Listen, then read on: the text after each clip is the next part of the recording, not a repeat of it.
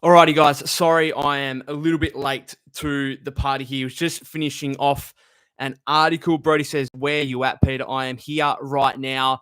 We are ending near the end of day 3 of free agency here, and still the Warriors have done absolutely nothing. And this is a classic example of it's all happening but nothing's happening. I am trying to get my head around these rumors at the moment in regard to Jonathan Kuminga and the Sacramento Kings. Now, there is a lot, again, a lot going on because the Sacramento Kings appear like the number one team now that are after Jonathan Kuminga. We've had the Pelicans, we've had the Bulls, we've had the Heat, all potentially involved in Jonathan Kuminga discussions, but it sounds like the Sacramento Kings are the team that are after Jonathan Kuminga. But what does that mean? Brody says, did you see the news on the Warriors and others trying to make the KD trade a 7-teamer? I'll get into that in a second. I'll get into that in a second because that's also somewhat notable, but I think less notable than this Kuminga stuff at the moment. So I've lost my train of thought. So the Kings, they're after Kuminga, but it remains to be seen what the Warriors could potentially get in a sign and trade scenario. And there are so many different possibilities here, but at the same time, there's only a couple, I think. So there are so many different names floating about, but some of it just doesn't make sense to me. So here are the facts, right? The Kings obviously seems like there's too much smoke here for this not to be true, that the Kings are very much after Jonathan Kuminga. I'm just going to get Matt George. He works for ABC 10 in Sacramento. I'm just going to get his Twitter page up because he's said a lot about this current Kuminga situation with the Kings. So he reported a couple of hours ago here that, sorry, I'm just trying to find it again. The Kings are very engaged on the Jonathan Kuminga front in a deal which I'm told likely wouldn't involve Malik Monk. So that kind of reiterates what Jake Fisher, NBA insider Jake Fisher at the Stein Line, wrote very early Wednesday morning American time, late yesterday for me in Australia. I think it came out 2 a.m. American time. It was actually good for me. It was like 5 p.m. In the afternoon. And Jake Fisher basically said that the Kings are willing to offer up Malik Monk in a Jonathan Kuminga sign and trade, but that the Warriors don't really have a whole lot of interest in that, which I actually, from a Warrior fan perspective, just my opinion of this, I don't mind that. There's something about Malik Monk which doesn't particularly, like, I don't love Malik Monk. It's weird. Tell me if I'm wrong, but I feel a bit better about like Kobe White than I do Malik Monk. It's strange because you'd think that they're pretty similar players and maybe Monk's even a better player than Kobe White. I don't know, but there's something in me, and I'm not exactly sure what it is, that thinks that I really want Kobe White, but I don't want Malik Monk. And so if the Warriors are turning down Malik Monk in a Jonathan Kuminga sign and trade scenario, I'm okay with that from a Warriors perspective. That's fine. If that was the deal that ended up happening, I'd be meh about it. Like, I wouldn't hate it, but I wouldn't be thrilled about it either.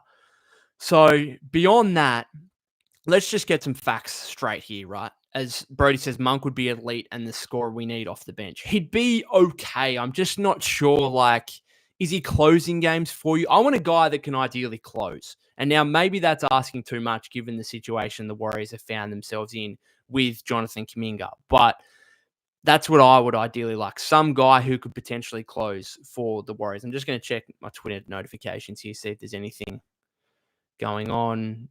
Doesn't look like it. Now, let's get some facts straight here because there's people on social media who just like to throw names about for any reason, basically. The Warriors, they cannot possibly get DeMar DeRozan, Domantas Sabonis, or Zach LaVine with just Kuminga. They'd have to... Now, Sabonis can't happen whatsoever. The Kings wouldn't even go for that in the first place, obviously. LaVine, they would probably go for, but again, he makes over 40 million, can't happen. DeRozan makes like 24. He's closer to the mark, but again, the Warriors would have to give up more. Like, they'd have to give up Moody. Just not sure the Warriors are doing that. The fit between DeRozan and Butler, no thank you. I don't really want that. So let's take those three out of the equation, right? The Warriors, I think if the Warriors were happy with Malik Monk and wanted Malik Monk, that would legitimately get like a deal done already. Like a deal would have happened, I think, if the Warriors were after Malik Monk. So I almost want to rule Malik Monk out of the equation, just simply based on what we've seen reported and based on the fact the Kings want to give up Malik Monk for Dennis freaking Schroeder. They are that keen. They are wheeling Malik Monk. They are pushing him out the door. They were willing to give him up for Schroeder. So of course they're going to be willing to give him up for Kuminga. Absolutely. So it sounds like if the Warriors wanted Monk, that would have happened already. It hasn't, right? So unless they kind of circle back around to it and that's their last real option, I'm not sure that's going to happen. So what have we got left? Well, Matt George reported here, and I literally nearly fell off my chair. I literally nearly fell off my chair when he had this report about what the Kings are offering the Warriors for Jonathan Kuminga. Quote, I'm hearing the Kings are attempting to use pieces like Devin Carter and Dario Saric, and even draft compensation to Golden State as part of a Kuminga deal. That was an hour ago. I tell you what, that would have to be incredible draft compensation for me to consider that deal. Let's put it that way. Incredible draft compensation that would then allow the Warriors to go and make some other kind of significant move.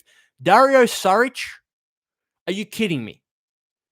The dude who was out of Steve Kerr's rotation just a little bit over 12 months ago, like 15, 16 months ago, whose end of his Warrior tenure was horrific, who then went to Denver and played 16 games and 210 total minutes across the course of the entire season. That same Dario Saric. Devin Carter, okay, nice young player maybe. What are the Warriors doing with that? This is a team built around 37-year-old Steph Curry, 35-year-old Draymond Green, 35-year-old Jimmy Butler, who look like a likely landing spot for 39-year-old Al Hawford. What are the Warriors doing with Devin Carter?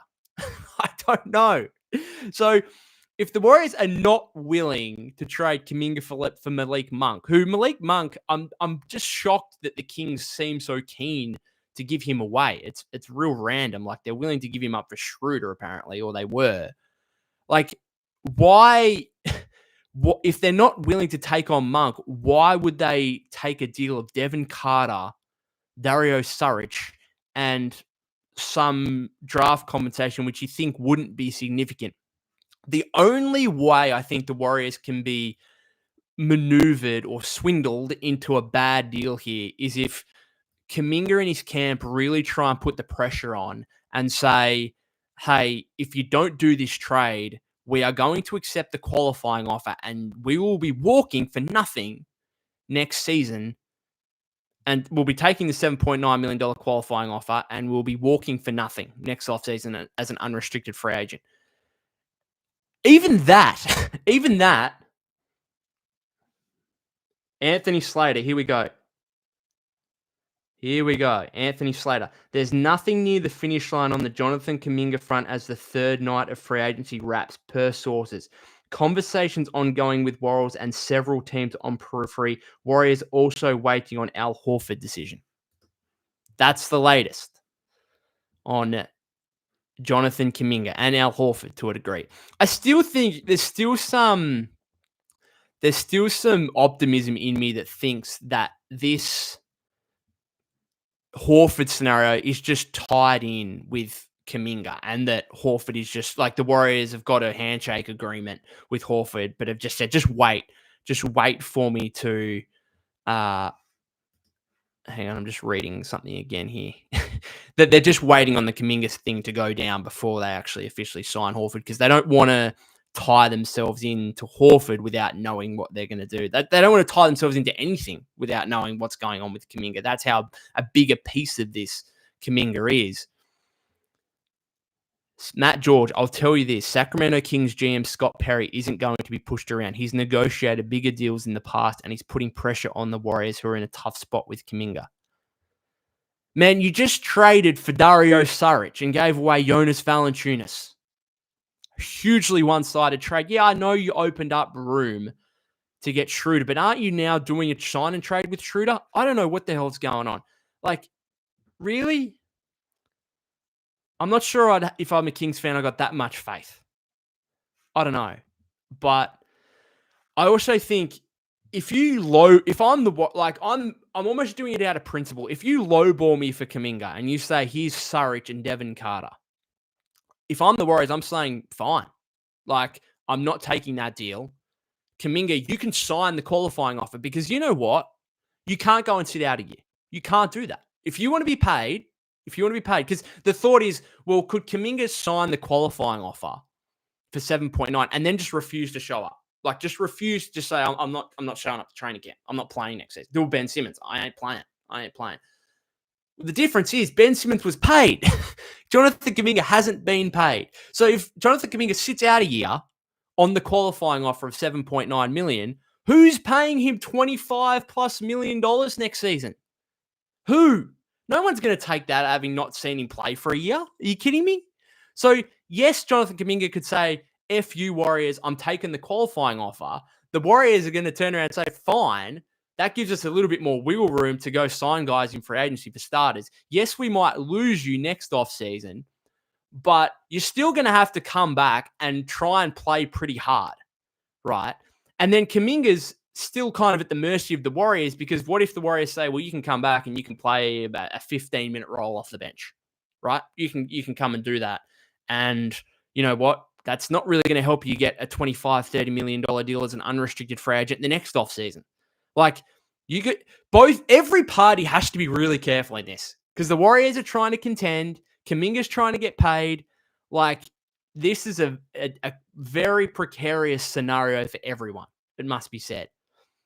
Now, the dream here as I finish up, and then I'll get on to your guys' comments. I apologize.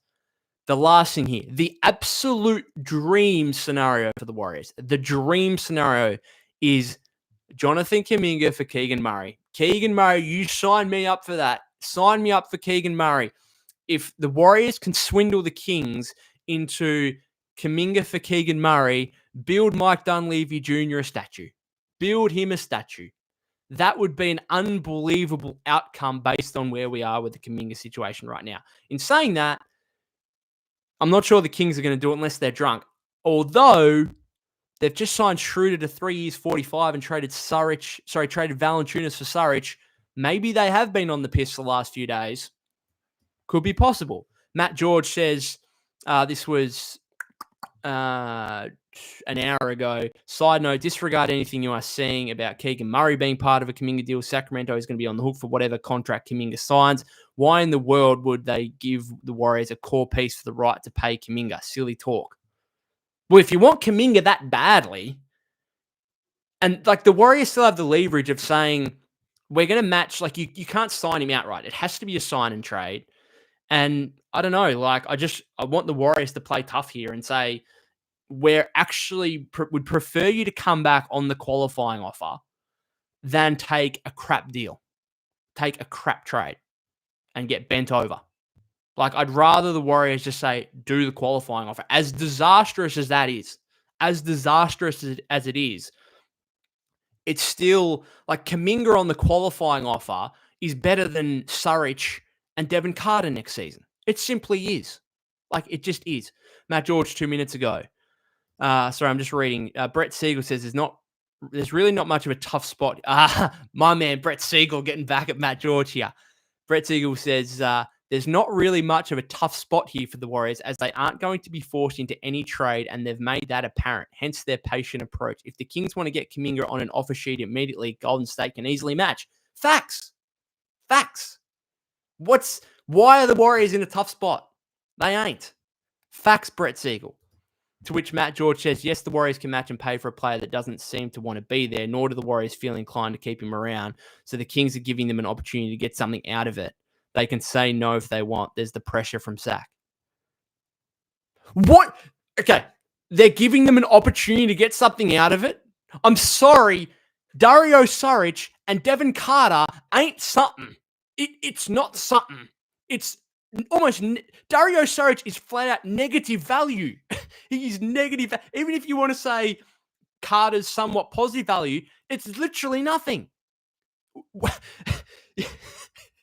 I'm sorry. The Kings are giving them an opportunity to get something out of it. Unless there's like an unprotected future first round pick involved, which the Warriors can then move for something else of significance, they're not giving them a way out to get something out of it. They're not. It's Dario freaking Saric. I'm sorry to be a hater on Dario. I'm sorry, but that man has negative value in this league. Well, at least I thought he did until for some reason, just to open up a bit of cap room, the Kings traded for him. Also, can we just get one more thing out of here, please? One more thing. Correct me if I'm wrong. Because the Kings just traded for Dario Saric, is it not true that they cannot aggregate other salaries with him? If they're to move on from Dario Saric, it would have to be just Dario Saric going out. It couldn't be Dario Saric and Devin Carter. Correct me if I'm wrong. Is that not part of the CBA rules? Like when the Warriors acquired Chris Paul, right? Chris Paul was traded from Phoenix to Washington, but then Washington rerouted him, but just him. Like you can't aggregate salaries on top of that. So am I right in saying that the Kings could not aggregate other players on top of Dario Saric? So what the Warriors are going to do, Jonathan Kuminga for Dario Saric and a pick. Man, all right, let me get into some of your comments here. Adam Leash says, shoot, bro, I'm moving to Sacramento next year. Would be so pumped to watch Kuminga as a King and it'd make the Dubs way better too. That'd be huge for the Kings. Would sell tickets for sure. Well, so maybe I'm just talking, like I'm trying to talk Kings fans into this, but Kuminga for Murray legitimately makes some sense, I think. And I've spoken about it before. I think Kuminga's upside is higher than Murray's, right? Right now, Murray is a better NBA player, but he hasn't shown, has Murray ever gone out and averaged 25 points across 4 playoff games on 55% shooting? No, he hasn't. Kuminga has higher upside. And if I'm Sacramento and I'm a very middling team, like I've got some solid players. Sabonis is an all-star player, but he's not you're not building a team. I don't think you necessarily want to build a team around Sabonis. DeRozan, he's just old. He can get a bucket, but is he really contributing to winning? LaVine, same kind of thing. Like, you're a middling team. You're going to be somewhere between 8 and 13 in the West next season. Would you not rather take the gamble of the high upside guy and say, we have a chance, this guy could be a legitimate star for us? Like, does have all-star level ability potentially down there somewhere if we can just get it out of him. Would you not rather take that risk than have a guy like Keegan Murray, who I think Keegan Murray might have a bit of untapped potential just because he's been playing alongside like DeRozan and LaVine like in the past few months, and maybe there's a bit of untapped potential, but we kind of know what Keegan Murray is. Like, he's a really nice 3-and-D player. And and that's what I'm saying. I'd like him on the Warriors because, again, you're giving up the upside of Kuminga, but for the Warriors are still focused on the short term, right? They are wanting to build a contender around Steph, Jimmy, and Dre. Keegan Murray is a far better fit to that as a 6'8" shooter than Jonathan Kuminga is. And I think Keegan Murray would fit in beautifully for the Warriors. And you're also retaining some youth. Like, he's 24, 25 years old. It's not like you're trading Kuminga for a 35-year-old. So I don't know. Like, it makes, again, maybe I'm just way too optimistic and biased as a Warriors fan. I get that. Okay, I get it. But I still think there is an argument you can make as to why that would be a win-win deal. And then I'm interested to see what the Kings are willing to pay. If I'm assuming Keegan, if Keegan stays, what are the Kings willing to pay him on the extension? Because that's the other thing that kind of maybe lowers his trade value slightly. Is like, this guy's going to be extension eligible. You're probably going to have to pay him at least. You're going to have to pay him at least what Kuminga gets, I'm assuming. So if Kuminga's getting anywhere 20 plus, then Murray's getting 20 plus. So Brody says Monk and Murray for Cumbucket would be nice. Well, you can't get both of them unless you did like Kuminga. What about like Kuminga and Moody for Monk and Murray? Thoughts? Interesting. Double M says Sabonis for Butler.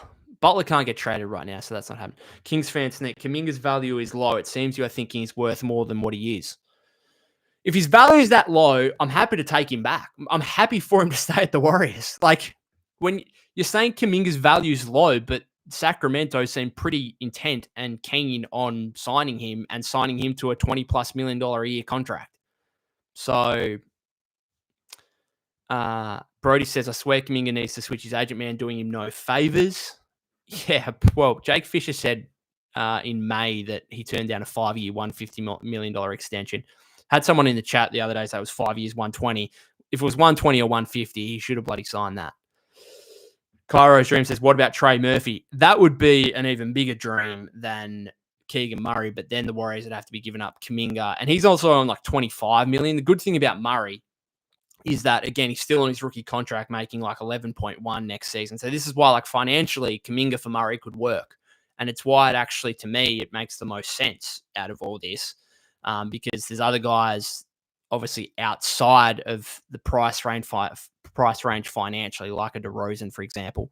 And even Monk is at a price point that's a bit high for a sign and trade scenario. And then obviously you've got others like Saric and Carter, which I'm sure the Warriors aren't gonna be keen on. Kings fan says, keep dreaming, not happening. Iran says Warriors should give Steph a backcourt duo that is a 40% 3-point shooter and a great defender, a two-way player. Who are you talking about that? Kings fan Sneak says, if he goes on the qualifying offer, that means you get 0. We get 0 anyway. It's Dario Saric. It's Dario Saric and a second-year Devin Carter on a team that wants to try and contend. Like, we are getting 0 anyway.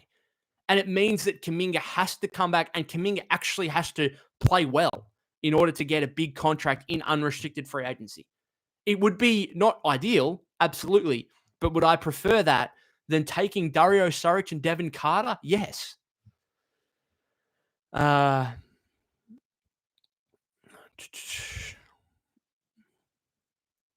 Young Dagger says, bro, the title scared me.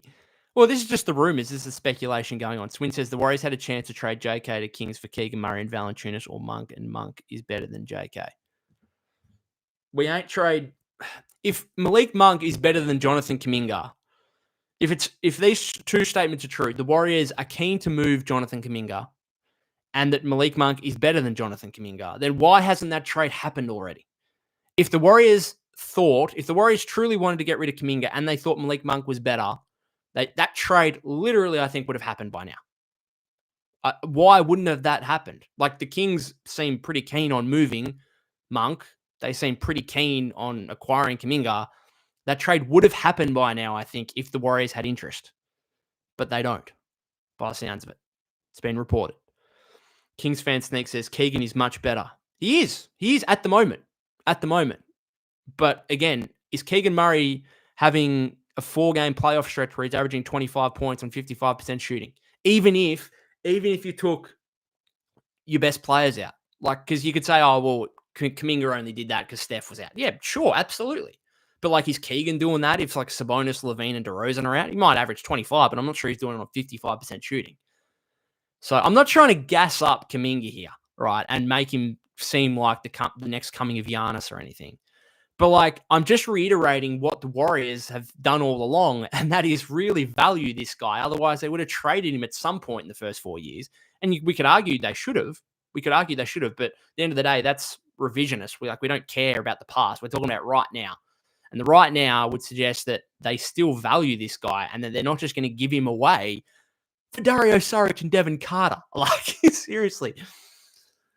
Kings fan thinks that there would not be a point of getting Kuminga for the Kings if Keegan isn't there also. I'm just not sure why Sacramento have interest in Kuminga in the first place. Really.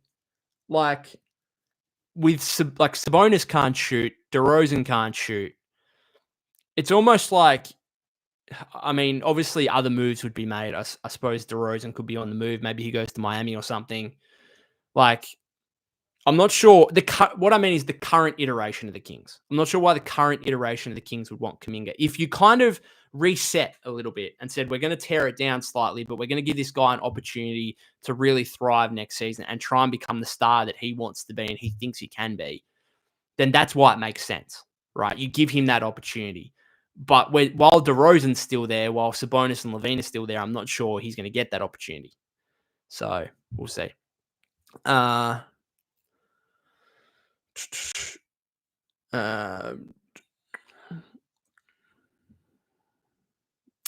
Kings fan says, have to drive now. I won't be able to get back at you if you speak on my comments. Appreciate your comments. Billy Tran says, what are we getting for the Warriors? I think every Warrior fan wants Keegan Murray. I think every Kings fan would say, you're dreaming, piss off.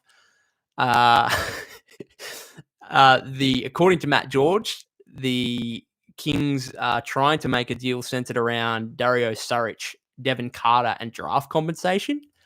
I think the Warriors would quickly hang up the phone and say, you are joking. I hope they would anyway. And I'm not sure that's even legal because I think Saric could only be... hang on. What do we got here? The Kings, Warriors, and Pistons are discussing a 3-team sign and trade deal involving Jonathan Kuminga and Malik Monk. This worries me. Does this mean... This was 20 minutes ago. The Kings, in turn, would send Monk to the Pistons, a second-year NBA guard, Devin Carter, and newly acquired big man, Dario Saric, to the Warriors. Sacramento would also send 2 second-rounders to Golden State. If we give up Kuminga for Devin Carter, Dario Saric in 2 seconds, I'm going to cry on this post game. I'm going to cry on this live stream. I'm going to cry on this live stream. And Kings fans can laugh at me. They can. I promise.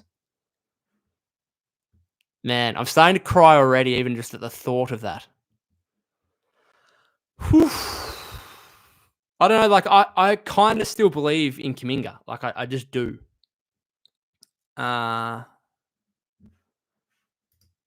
What I will say, which is positive, actually, let me stop being emotionally sad for a second.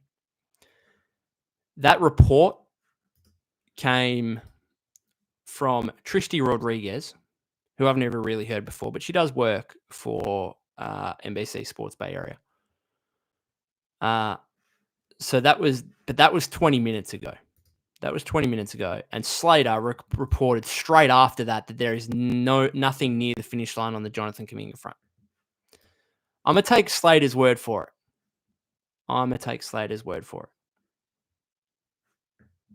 But I tell you, like, can someone tell me if, obviously I'm in the wrong here. Obviously they can move Saric and Carter together. But like, is there not rules around that? Isn't the rule that you can only trade the guy if you've just acquired the guy, you can only trade him again within like 3 months or whatever it is, if it's with him and him only and not other contracts or players? Man. Iran says Moody probably get traded. Wait and see on that one. Young Wes, what's your thoughts on Kuminga getting no offers from other teams? I think he's getting no offers from other teams because he wants big cash, and you don't want to be a restricted free agent in this market. Like, we've got to remember, like, everyone's down on Kuminga and says, well, no one wants him kind of thing. But no one wants him at the price he's asking for, and they can't possibly offer what he's asking. And he's not the only one in the same boat. Like Josh Giddey. Why hasn't Josh Giddey signed a $30 million per year extension in Chicago? Well, I can guarantee you it's because Chicago is sitting back saying, all right, you go and get an offer sheet at $30 million a year and we'll match it. No worries. But in the meantime, here's a $20 million per year deal. You can sign that if you want. And Josh Giddey's like, well, I don't want 20, I want 30. And Chicago are like, okay, go get an offer sheet. Go get a $30 million per year offer sheet. I dare you. And we'll match it. No worries. But until then, why would we give you $30 million per year straight up? Cam Thomas. What's Cam Thomas doing? He's a restricted free agent, hasn't signed. Right? And Quentin Grimes, also in the same boat. And all these teams will be telling these restricted free agents, fine, go get an offer sheet. Do it. Because guess what? You're restricted. We can match. We'll bring you back. No worries. They go out looking for an offer sheet. Every other team's like, sorry, no cap space here. No cap space here. We can't offer you what you want.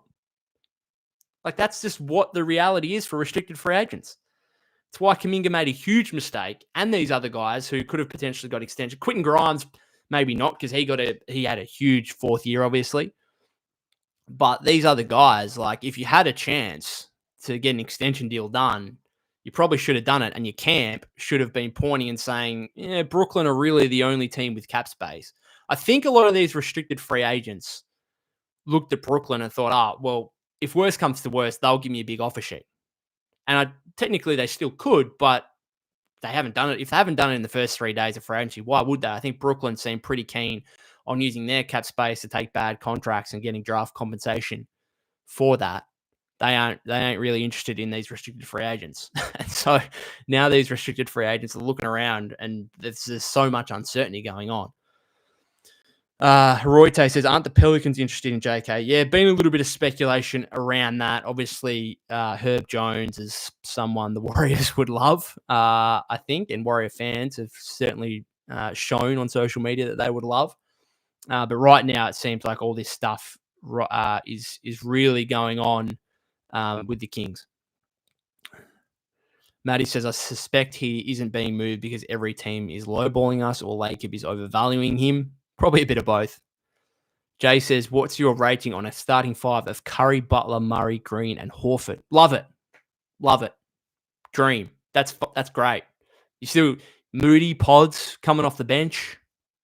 You could even move those guys. Sign Melton, maybe. Quentin Post. Don't hate it. Matt says you should trade for Chris Murray. Get Portland on the phone. Swin says, our first priority was to get a big man. It's been 2 or 3 years. The fans have been begging, pleasing for a center. Can we please get one? Dario stinks. Cairo's dream. Kuminga is great, but doesn't next to Draymond. True. Around says, I'd rather play Tui over Surridge. I'd rather get Corey Joseph back. Literally. I'd rather sign Corey Joseph to a minimum contract than trade.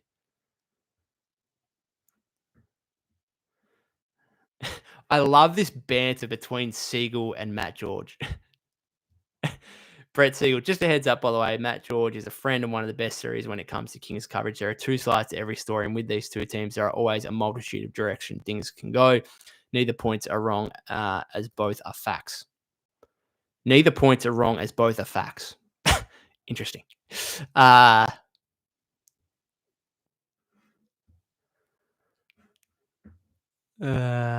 Just trying to read through some stuff here. Stuff is wild, man. But again, if we trade Kuminga for Surridge and Devin Carter, who in fairness, Devin Carter's shown some stuff. Like I don't hate Devin Carter, but what did he play? How many games? Because he missed the first part of his rookie. He played 36 games and averaged 3.8 points, 2.1 rebounds, 1.1 assists. He shot 29.5% from the floor and 37% from three-point range. Can someone tell me what the Warriors are doing with that next season? Tell me what they're doing with that. Like, why? Oh man.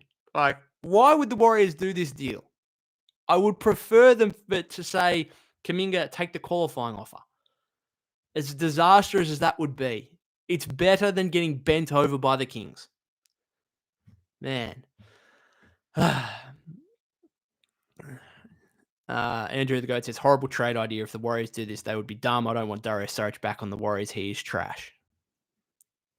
Just Blow says, so we're just going to sit and do nothing if Kuminga keeps playing hardball, hate the offseason as a dub champ. Well, that's the other thing. Is like, do the Warriors just think, all right, let's get it over and done with? Right?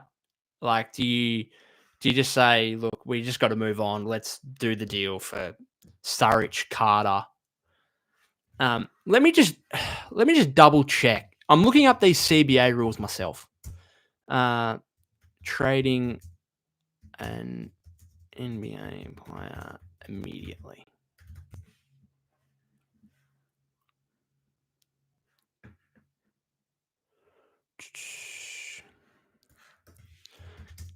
Let me look this up. Because I'm pretty sure this is the rule. But for some reason, all this reporting says Saric and Carter can come together.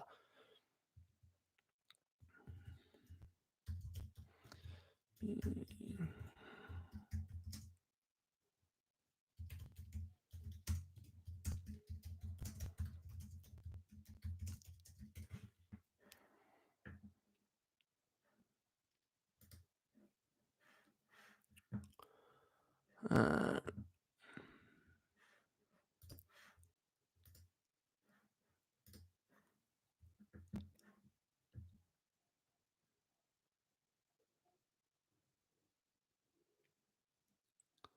okay. Players who were recently traded can be flipped again immediately. However, unless they were acquired via cap room, they can't be traded again immediately in a deal that aggregates their salary with another player's for matching purposes. They didn't use cap room, they traded Jonas Valanciunas. So all this reporting about this trade, is it not flat out illegal? Is it? It's just illegal, isn't it? Like, someone tell me I'm wrong. Empire says Dario Saric had one good season. Warriors should not be thinking about him at all. I actually, when Dario signed with the Warriors, I actually liked it. On a vet min, I was up and about. And you know what? The first 2 months, he was pretty good. Remember that there was that stat, the first 2 months of the season, where it was no Warrior had a 20-point game for the first 20 games outside Steph, except for Dario. Dario had one 20-point game, and then every other 20-point game by a Warrior was Steph, and just no one could score more than 20 aside from Steph. Good times.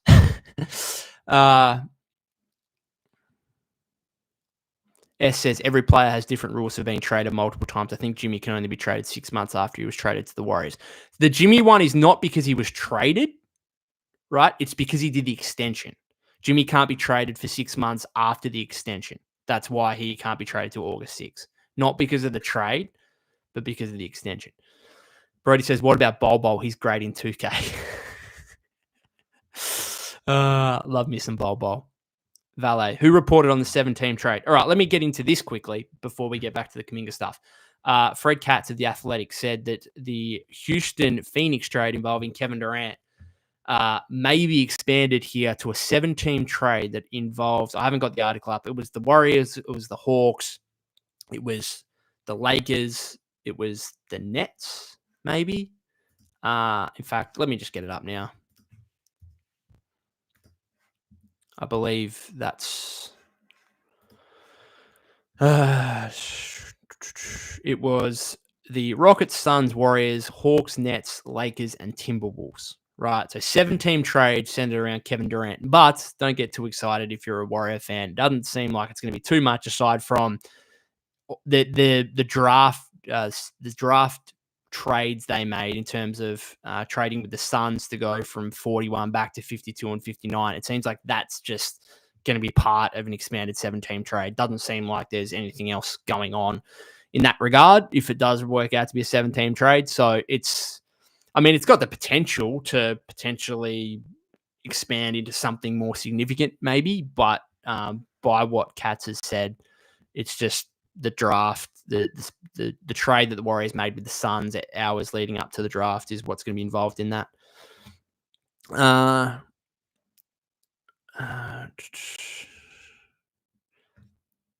Addy Sean says, rather get Dwight Howard. Come on, Dubs, please do better.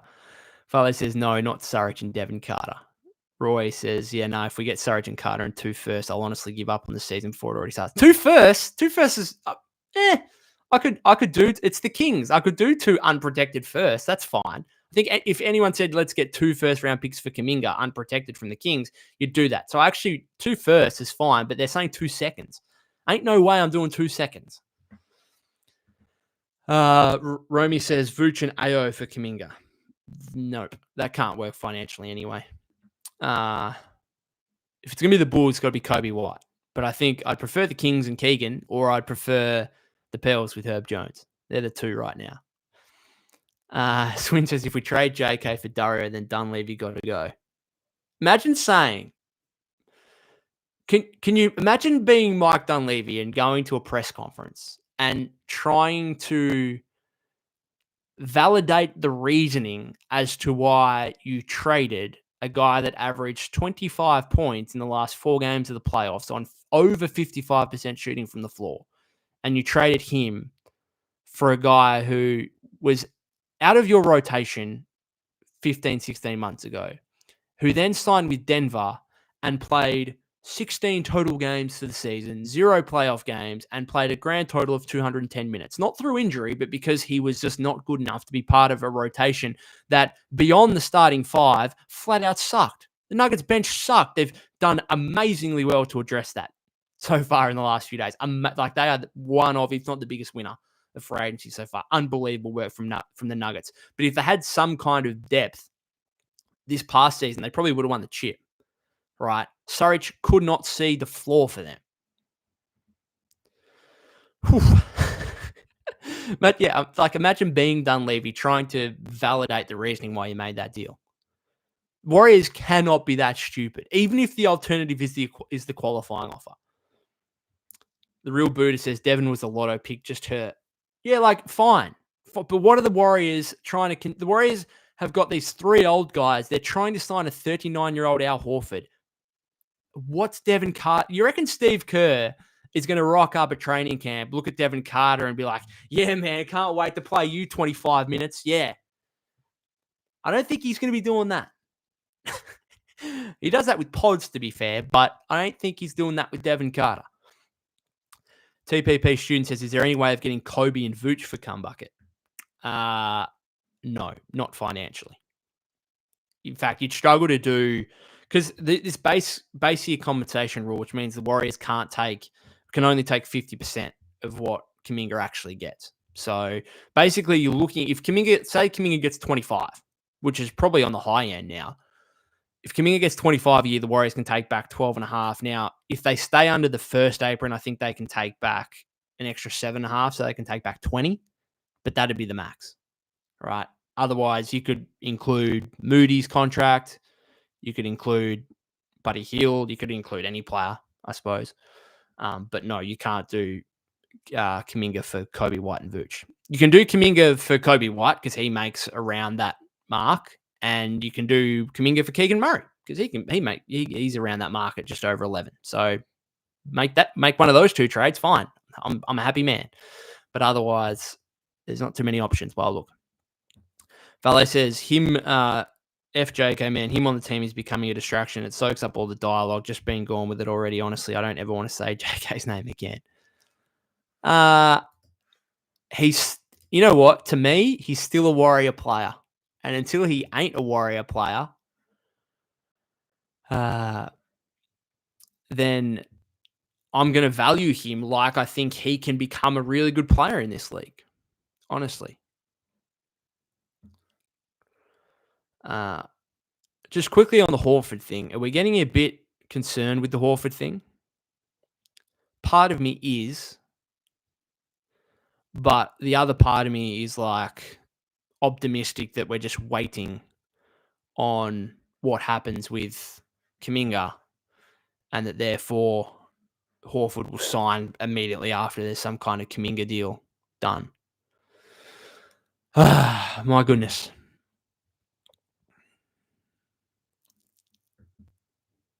Swin says, Rom said it, get Vooch. I've been saying it all season. I don't want Vooch for Kuminga. I don't, because you're trading a 22-year-old for a 35-year-old who's questionable defensively. Would I rather Vucevic on $21.5 million or Hawford making the mid-level at 5.7? Hawford's just... I know he doesn't put the points up as much as Vucevic, right? And doesn't put up even the rebounding numbers that Vucevic does. But I actually think Hawford might still... like, in terms of you're trying to win, I think Hawford has proven that he can be a key piece to a team that wins in the Celtics. He has proven that, right, throughout his entire career. Have you seen how many playoff games Nikola Vucevic has played? I'm pretty sure I can count it on both hands. He ain't playing the playoffs, and I think there's a reason for that over his 15-year career. So you can look at the pretty numbers of Nikola Vucevic. And I was for Vuce before the deadline because I wanted to see something different.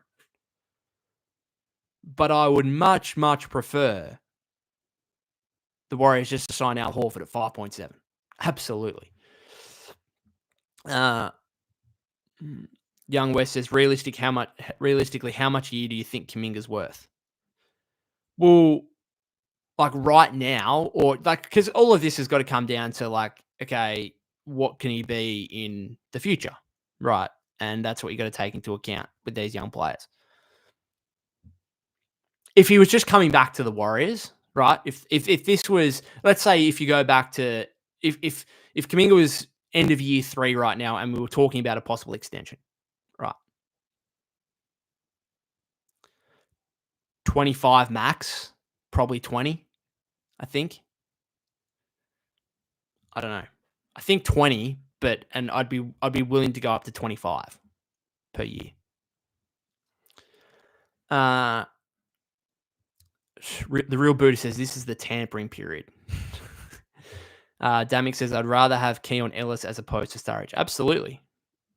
You can, you know what? Throw Keon Ellis in with Keegan Murray. I'll have that. That's a GP2 upgrade. Mint.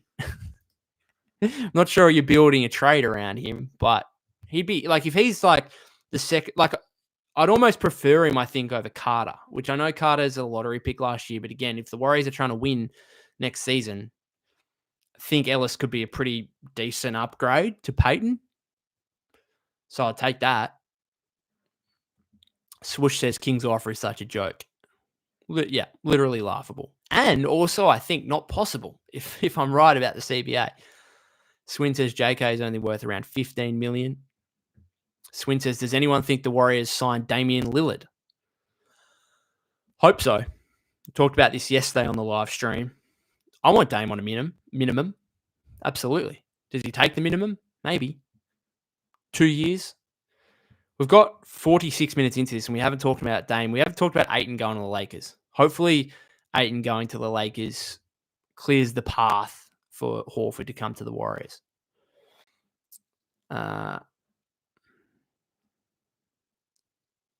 Swin says JK is not going to be the superstar people think he thinks. Sorry, JK is not going to be the superstar people think he is. He's about scoring only, basically, and that he's only worth around 15 million. Jeremy Price, Kuminga, Draymond, and Moody for Giannis. Would you take it? Sign me up. Sign me up. Get that. Get me a pen straight away. You're doing that every day of the week. And let's be honest, you're throwing all the picks in and pods probably. The real Buddha says Kings got a Timberwolves pick. Is this in terms of what? Just Play says 2 second-round picks. I'm offing myself. Brody says, is there any way the Warriors could front-load a Kuminga contract to give him like 45 mil the first year so we can take more back? No, because that team has to be willing to take the 45 million. And then there's no team with cap room. So no, that can't happen. As much as I get you thinking, but no. Joshua says, is it possible for Warriors can get Keegan for JK? It's very financially viable. It's the one that makes the most sense from a financial perspective. Because every other player the Kings have make more than what the Warriors can really take back, aside from Monk. But it's reported the Warriors don't want Monk. So, again, the deal would have been done already, I think, if they wanted Monk. Then we've got these 3-team sign and trade things that suggest that the Monk's going to go to the Pistons, which is interesting. But, yeah, anyway, Post. Sorry, I just read someone talking about Quentin Post. But is it possible they can get Keegan? Absolutely, it's possible. Whether the Kings are going to go for it, unlikely. Very unlikely. At least if you're talking to Kings fans. Kings fans, I think Ray Almeida, who does say a lot about this Warrior stuff. Devin Carter, Dario Saric, and draft compensation to Golden State were indeed one of the Kings' offers for Kuminga, first reported by Matt George. All sides are still in wait-and-see mode for alternative options. Like, I must be completely wrong on this. I am totally, totally wrong on this, apparently, in regard to the Saric thing.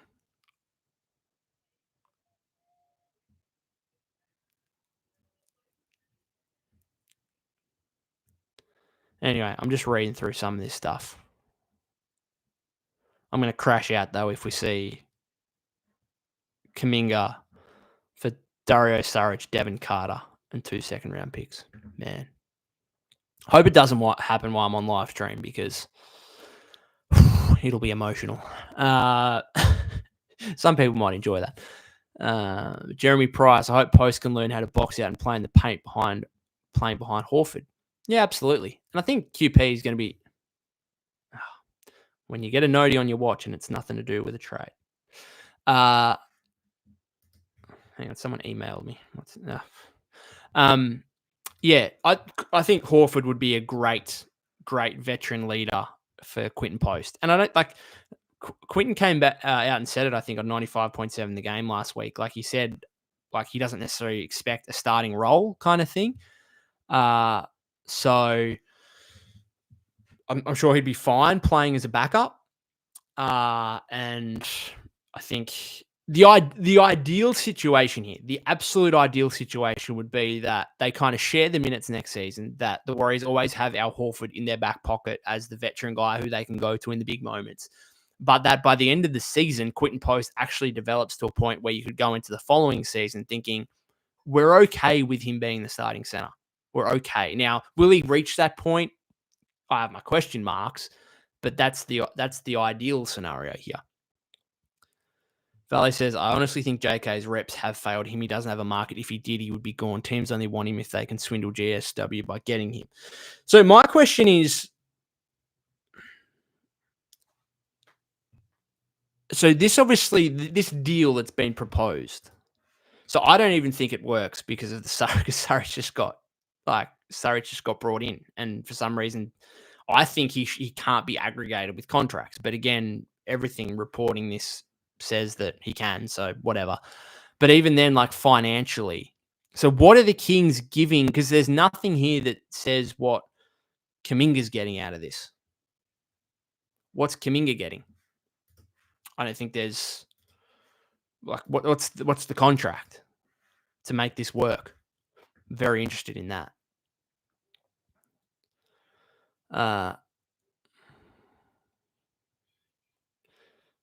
At GYY says they're trying to trade the most athletic player on the team. LMAO Dunleavy is a horrible GM. They're trying to trade the most athletic guy on the team for the most unathletic guy in the league, maybe in Dario Saric. Again, I don't want to turn this into a Dario Saric hate fest, but come on, guys. Seriously.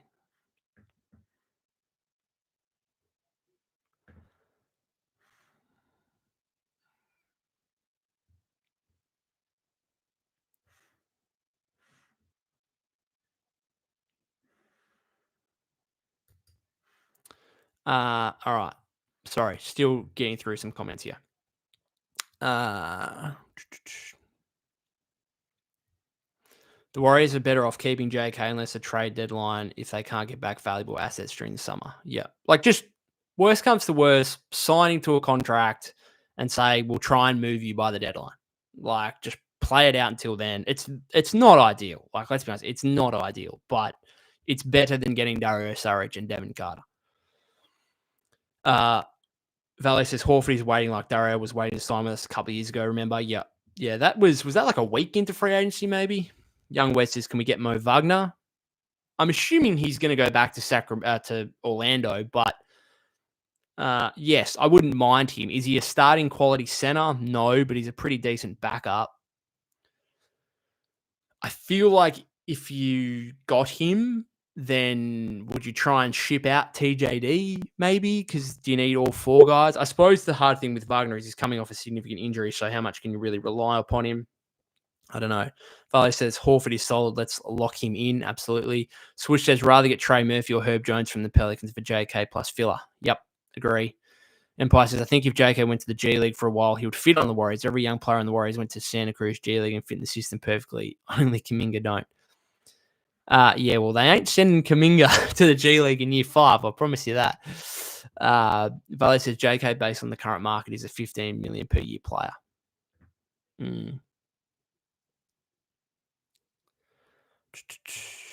Valley says if you grew up playing ball in New Zealand, Australia, then GWS is not hard. It's ball and player movement and quick decision making. It's them USA boys that want to ISO too much, and that's how the ball sticks. Alex Tui did mention that in his press conference. He said that the Warriors' system is very Australian-like, and that therefore he should fit in quite well, and hopefully he can. We'll wait and see. I'm looking forward to seeing what happens in Summer League. Rutherford says, how do one know if you are the one who takes the half? What's the question? As in half the contract? So the base year compensation rules means that whatever Kuminga gets on his contract, the Warriors can only take back 50%. Them the rules. Full Court Dream, is this 7-team trade deal? Is this 7-team trade deal going to be a thing? Even if it's a thing, the only cool thing about it is that it's an NBA record 7-team trade, which the current record is the 6-team trade we saw with Clay last season, which landed the Warriors, obviously, Kyle Anderson and Buddy Hield. So that's really the only cool thing. From a Warriors standpoint, it sounds like all that's involved is the picks that they traded away and for on, when was it, Thursday night draft, second round. Jay Flossie, Warriors tripping. Rutherford, if you have the higher value, you can only take half the value. It's, the base compensation rule that I just mentioned. Duskin says, why not Ben Simmons or Fultz? You can probably get these guys for cheap because those guys cannot shoot. The Warriors need shooting desperately. They've got Jimmy Butler and Draymond Green, both of which are not respected from beyond the arc. Jay says, clean house. We're not winning a chip anytime soon. You're probably right, but I'm not sure they're tearing it down anytime soon either. I'm the best nerd. The Saric trade isn't official. They can loop him in. Still not doing it, though. But if they loop him in, then it would have to be a 4-team trade. Am I right? With Denver involved, I suppose. Have the Kings done any kind of welcome to Sacramento Dario Saric, just out of interest? Like, that'd be hilarious. Okay, cool. No, they haven't reported on that trade. So I suppose, you're right. Like, it's not official, so they could reroute him because it's not official. That makes some sense, but then it would have to be kind of a 4-team trade, including the Nuggets.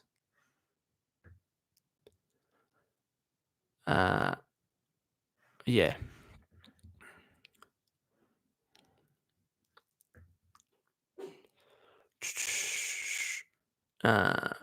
Rancuno, Dunleavy really made a mistake giving Jimmy a huge extension, and now we can't build a decent squad around Steph. We lost Looney because of those huge contracts with Steph, Jimmy, Dre.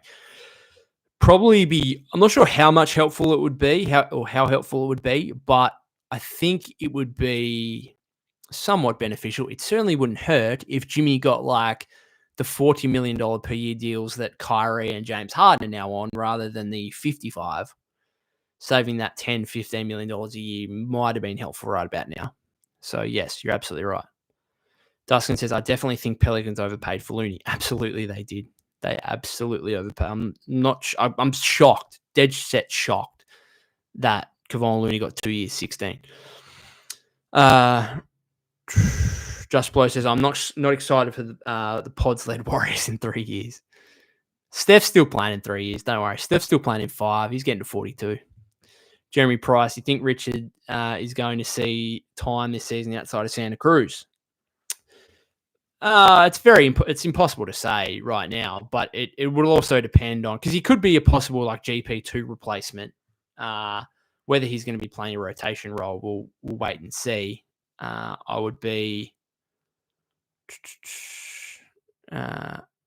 Sam Amick just responded to Anthony Slater, said this applies to the Kings as well. I'm told zero progress there.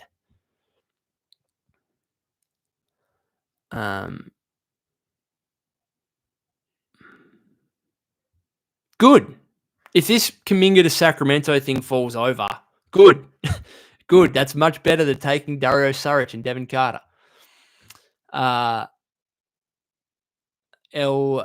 El Remolino says JK can't shoot. No, that's half the problem with his fit at the Warriors. He can't shoot, and you can't have that next to Draymond and Jimmy. So they need shooters, which is exactly why Keegan Murray would be great. Roy says that the Kings trying to fleece the Dubs. Yep, they are trying to fleece them hard. And hopefully The Warriors tell them to piss off. Divide says, we're getting Malik Monk for Kuminga and picking up Hawford like it's obvious. If it was so obvious, they would have done it. Like, they literally would have done it to me. Like, because Monk is clearly available. Like, if the Warriors were interested in that, then they would have done that trade by now. But and that's why I'm also optimistic. It's like, if they're turning down Monk, who's actually decent, like Monk's a decent player. Like, if they're turning that down, then why would they accept Devin Carter, Surridge in 2 seconds? Like, seriously? Just Blow says, when I saw the new Aussie pick, I instantly knew you'd love it. Man, Summer League, Saturday, or Sunday my time, 8:30 a.m. I'll be waking up, beautiful time, watch it. 3 Aussies in action, Taron Armstrong. You know what, Tui, great. Like, Alex Tui, fantastic. I'm actually more interested in Taron Armstrong, partly because Taron Armstrong is the legit only NBA player that comes from my home state. So that's the biggest factor probably. And also, like, 6'6" guard. Like, he's interesting. Excellent playmaker. Impressed in Santa Cruz his last 11 games. I mean, I'm keen to see both of them. And then Alex Higgins-Titcher is also on the Summer League squad. Just Blow says, I'd rather have Ben Simmons over TJD. Interesting. Like, I wouldn't hate that, actually. Just get an all-Aussie squad. Let's do it. Why did Joe Ingles have to sign with Minnesota? Bring him in too. Patty Mills, welcome him back. Well, back. He's never been on the Warriors, but anyway. Welcome him back to the NBA because I reckon his NBA career might be done. Jeremy Price says, sign and trade Dame along with Kuminga for Bam in Miami. Dame. We don't even have Dame. Bit ahead of yourself. The Connect Rock says, JK is averaging 15 points a game. Kelly Oubre averages 15 points. Kelly makes $8 million a year. True, but Kelly Oubre actually has a significant role. Kuminga's role goes up and down like a yo-yo. Kelly Oubre is fairly established in the league as a veteran player now. Kuminga's 22 with upside. Like, that's what you got to pay for. You got to pay for some of that upside. Domain says, why do they want picks when they're in win now mode? Are they going after Giannis? I'm not sure 2 second-round picks from the Kings is going to do much for you in terms of trading for Giannis anyway. So what's the point? Swoosh, I'm baggaging Draymond and Filler and picks for Bam. I don't care. Try and make that work. Divide says, dude, I love Looney, even though we needed to get rid of him. Low-key, he was my fave. Yep. Swoosh says, Looney will be missed. Absolutely. We wish Kevon Looney all the best, aside from when he's playing the Warriors. Really happy that he got the contract that he did. Absolutely fantastic. Is it a disaster that he's left the Warriors? No. Like, I think it was just got to one of those situations where it was best for player and franchise to move on from each other. A little bit like Clay last offseason. A little bit. Just on a smaller scale, which meant that it didn't create as much attention. But yeah, will hopefully work out for both parties. Julian says, Malik Monk is a baller, but the Lakers just got Ayton for free. We're cooked either way. Yeah, the Ayton thing, good pickup for the Lakers. Will it bring some concerns? Yes, maybe. But for the value, you're paying the guy $8 million. Pretty good pickup. Divide says, I'm telling you, if we get Malik Monk and... Sorry, go back to you. If we get Malik Monk and Hawford, don't tell me Warriors is not in conference finals. Like, look what they did this year. And if Curry didn't get injured, bro, just imagine. Okay, Tyler McNair, Dario Saric, and Devin Carter. HR says he's from Auckland, ? Who? Taron Armstrong? He's from Tasmania, Australia. Under says, Taron going to be our new Ty Jerome. Not a bad comp. It'd be great if he could become Ty Jerome. That'd be great. Not sure he's going to get to that level, but we'll wait and see. Rancuna says, do you think we offered Ayton a contract too, or Dunleavy forget it's already free agency? Warriors do something? I think we're just locked into Hawford. Julian says, Hawford being the big fish you reel in is pretty sad. Like, I just don't know what else you want them to do. Like, they can't really do anything. This is interesting. This is from Anthony Irwin. who's a Lakers insider. While Ayton was the most talented big on the market, sources say the Lakers are somewhat split internally on whether he should be considered their starting center. Ideally, they would like to land someone around his talent level with a different skill set, floor spacing especially, but the key term used most often when describing their intentions of the position has been depth. Surely Ayton hasn't agreed to go to the Lakers without a guarantee of being the starter. Surely.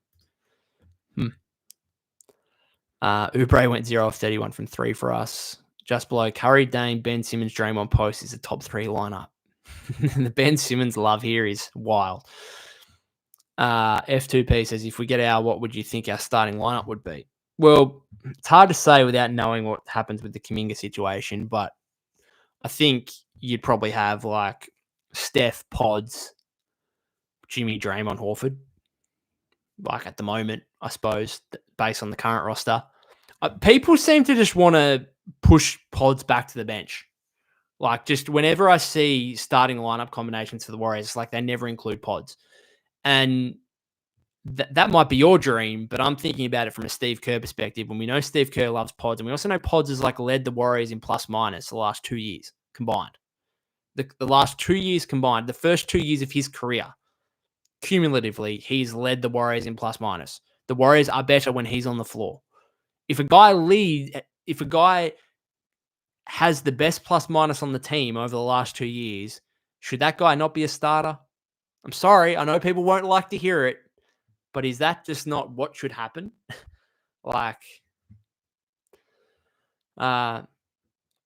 Previn says, isn't the 7-team trade just including our draft night trades? Yep, doesn't really mean too much. Young wears Dario Saric and Devin Carter is comedy. How about adding Brad Wanamaker? Bring back Eric. Eric Pascal's been going viral lately for his comments in regards to Steph. Jeremy Price says, wonder who's going to pick up Westbrook. Maybe the Kings? Who knows? Tyler McNair, 3-team trade sending Jonathan Kuminga to California rivaling works. Dubs landing 6'10 Croatian. I just read this. Oh, is there a 6'10 Croatian that ain't named Dario Saric? Can someone give me someone else? Divide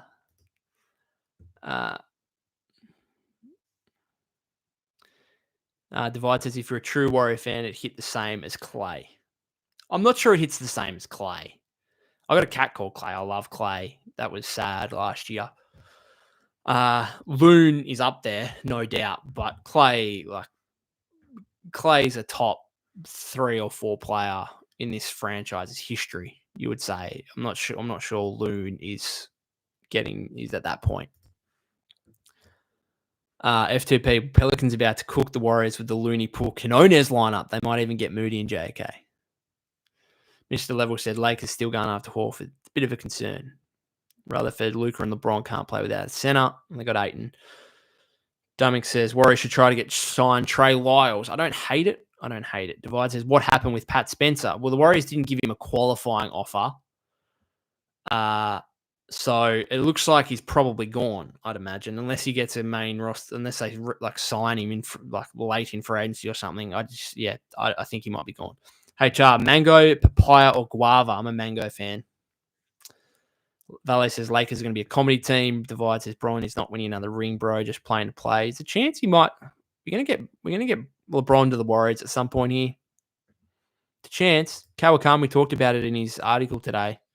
Butler, come August 6th, nearly a month's time. Butler for LeBron. Valet says I want to get D'Anthony Melton back. So do I. Liam says Pods should definitely start. Based on the current roster, yes. Yes, he should. There's no other. You could talk me into other options. Like if the Warriors got Keegan Murray and then they could start Steph, Jimmy, Keegan, Draymond, Hawford. Yeah, sure. Put Pods back to the bench. But again, you just can't ignore the fact he's led the team in plus minus over the last 2 years, and he should theoretically get better. Mr. Level said Hawthorne can only play 15, 20 minutes a game. Fine, 20 minutes. And can't play back-to-backs. Okay, cool. Post, you can be the starter in back-to-backs, and you can play 20 minutes, and Hawthorne can play 20 minutes, and Draymond plays 8 minutes of small ball. And we'll see what happens with TJD. Maybe he shows some development. Rancuna says, at this point, just sign Valkyrie's player. Seems like Joe Laker wants to stay out of the apron things. Valet says, Pods is just a little lacking in the tools to guard POA. Yeah, but on the current roster, there's not really an alternative. So we'll just see how the rest of this plays out. Divide says, bro, Hawford post his catch and shoot is so dangerous, bro. Have one of them on the floor at all times. Absolutely. Fellow says, I love Pods, but he lacks lateral speed. Pods don't fit with Steph. Don't fit with Steph. He's led the team in plus minus over the last 2 years, and I'm pretty sure Steph Curry's been playing pretty considerable time over the last 2 years. That would suggest they fit together. Just Below says, if Pods takes that offensive step, we could be nice. He needs to. If the Warriors well,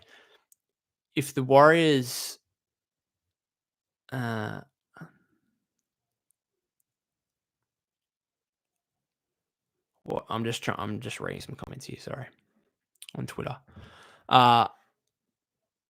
If the Warriors want to try and get anywhere close to OKC, Houston, Denver, then Pods is going to have to take some significant leap. And if Kuminga comes back, he's going to have to take a leap as well. Liam Reed says, we aren't trading Kuminga for Surrey. Whoever said that needs to never comment again. Well, that's actually been reported. That's legitimately been reported by NBC Sports. But also Anthony, and Slater's the man. Slater's the man on this stuff. Whatever Slater says, I'm taking it as gospel. And he said there's nothing near the finish line on the Jonathan Kuminga front. Man, I'm not going to be. It's 3:15 p.m. You guys are probably going to be able, you guys in America are probably going to be able to go to sleep, and nothing's going to happen while you sleep. I ain't going to be sleeping tonight because otherwise I'm going to miss stuff, which is going to piss me off.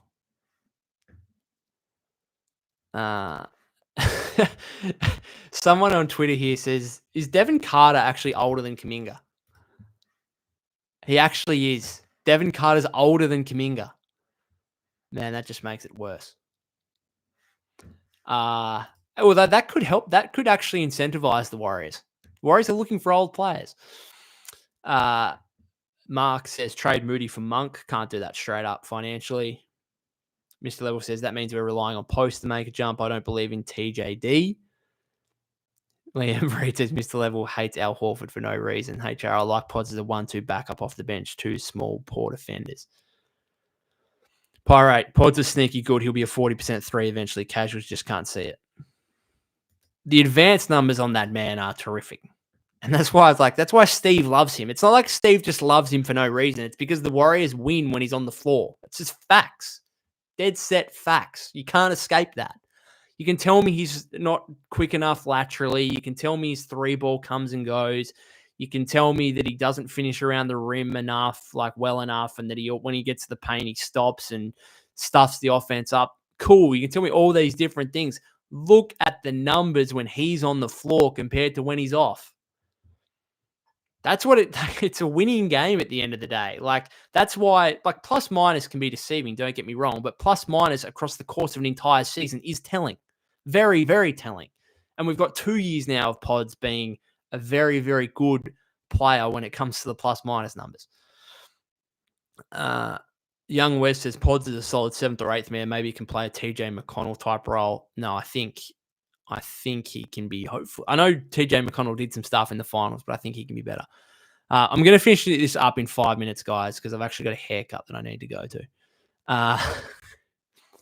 MVX Hunter says, Kuminga or Malik Monk, who are you taking? It depends what your roster's like, I think. Obviously, Monk is more proven. I get that. But I'm not disappointed with the fact that the Warriors are seemingly turning down Monk. I'm not disappointed with that. Liam Reed says 1:15 a.m. for me. Man, you should go to sleep because I don't think there's going to be anything happening in the next 5 or 6 hours. But by the time it's midnight my time, something could happen. Ace says Pods is a good WNBA player. Man, the Pods hate. Why? Divide says Monk 1,000% because Kuminga doesn't fit our play style. We need shooters. We need shooters, yeah. So this Monk is a shooter, yeah. He also shot 32.5% from 3 last season. So it's not like he's lights out.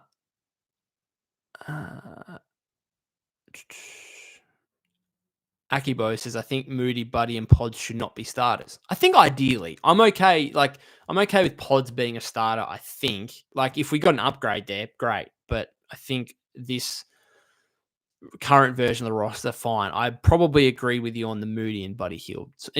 Certainly the Buddy Hield side of things, certainly.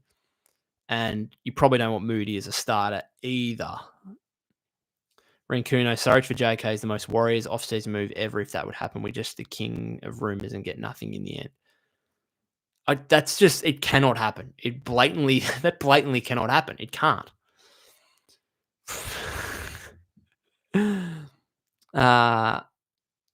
Khan says we better make trades at the deadline. Liam says JK to the Kings for Surridge is brain dead when we can get a Herb Jones level player for him. I'm not even sure we can get a Herb Jones level player for him, but like just keep JK. Like Dario Saric. Oh, this has been a Dario Saric hate fest, and I apologize to Dario. I apologize to him and his family. I apologize to the whole of Croatia. This is just the reality of it. We ain't giving up Jonathan Kuminga for you. Previn says Pods is a winning player, high defensive IQ guy who needs to improve his shooting and decisiveness, but he's a solid 25, 30-minute player. Absolutely. Julian says, Bright, your hair is looking clean AF already. Appreciate that.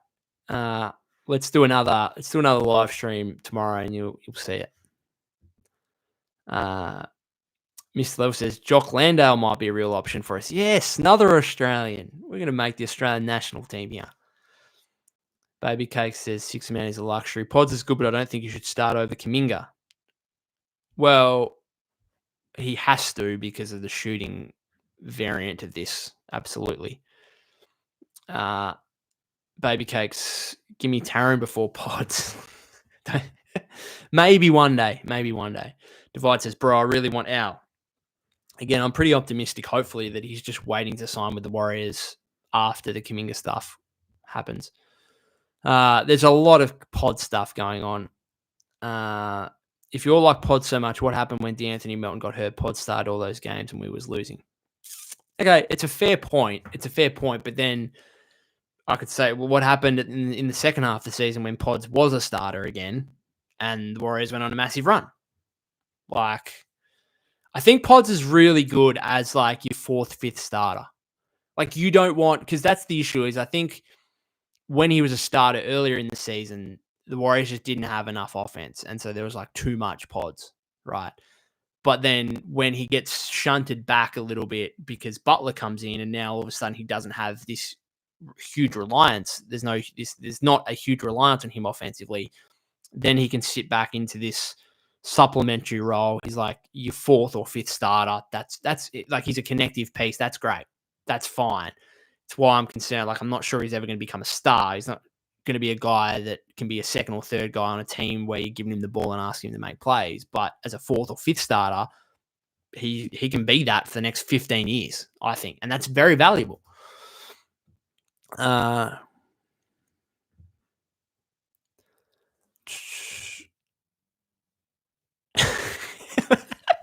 Liam says Taron over Potts is wild, but he's basically never touched the court. Baby Cakes, you just talking to talk. Maybe he's Australian. I hope he's Australian. Maybe that's the case. Baby Cakes got him. Put the bait out. He caught a fish. Well played. I'm going to finish it up on that note. On the best net says I don't get the Pods hate. He's a really impactful player. He's too small and a bad defender next to Steph, says HR. Akibo says we better not pick up LeBron. If we can afford him, we might as well go for Giannis. Previn says the big thing about Pods is that he's not who you want to be a decision maker at 22, but he's a good role player who contributes to winning over basketball. Yeah, absolutely. All right. I'm going to finish it up there, guys. We've been going for another hour and 20 minutes again. This is 3 straight live streams over an hour. I've absolutely enjoyed it. It's been a range of emotions with this this Dario Saric stuff and Kuminga going to the Kings potentially, and nothing has happened as of yet. I'm probably going to not be able to sleep later tonight. I'm just going to be there's going to be FOMO, fear of missing out on a trade. Obviously, look, my plan is that I'll be back again 2 p.m. tomorrow, or 2 p.m. my time, 9 p.m. For those of you on the West Coast in America. to do another live stream as we have the last 3 days now. Thank you for the ongoing support. If something happens like early tomorrow, then I will maybe be back on earlier than that for a live stream. But we'll just wait and see what happens here over the next 12 hours or so, because things could get pretty wild. If Dario Saric is a member of the Warriors again in the next 24 hours, it's going to be tough. It's going to be tough. Anyway, let's finish it up there. Thanks again, guys. If you haven't subscribed to the YouTube channel already, that would be greatly appreciated. Follow me at POC252. That's POK252 on X/Twitter. And I'll see you guys again in 24 hours time. Thank you so much again.